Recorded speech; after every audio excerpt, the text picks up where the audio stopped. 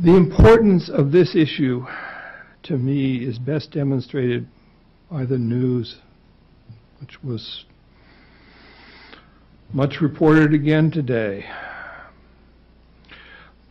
According to FBI statistics, police shootings resulting in deaths involve 41% black people, despite being only 20% of the population living in those cities.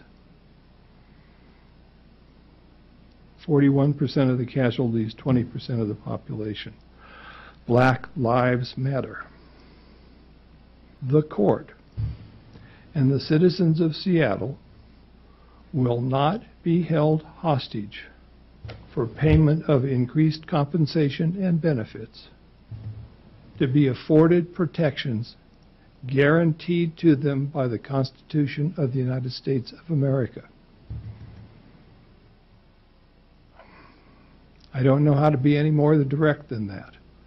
If you tie additional compensation to elimination of constitutionally unsound institutions and conduct, you are not going to get anywhere in this court.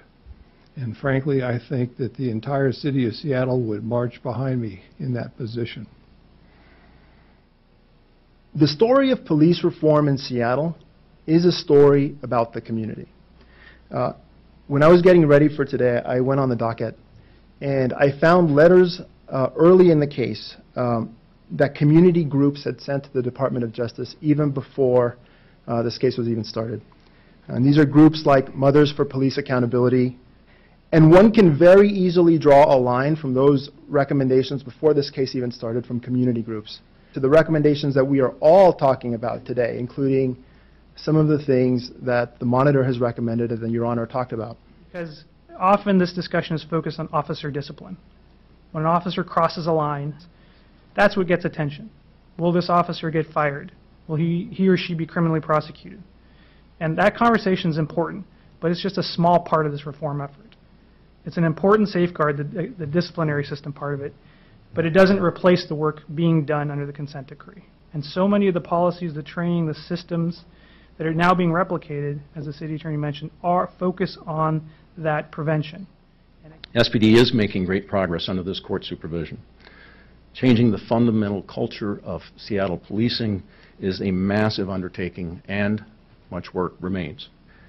We are grappling, along with our police officers, at the very front lines where widening economic disparities and institutional racism persist.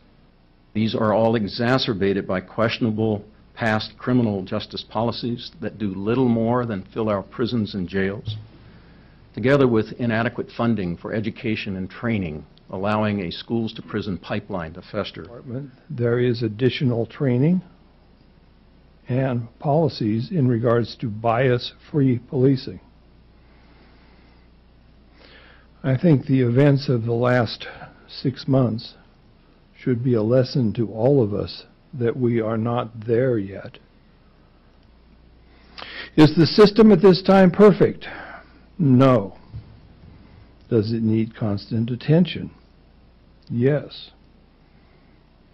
Is the city better constitutionally policed than when we started? Undeniably, yes. But we have a ways to go. So endeth the scripture for today.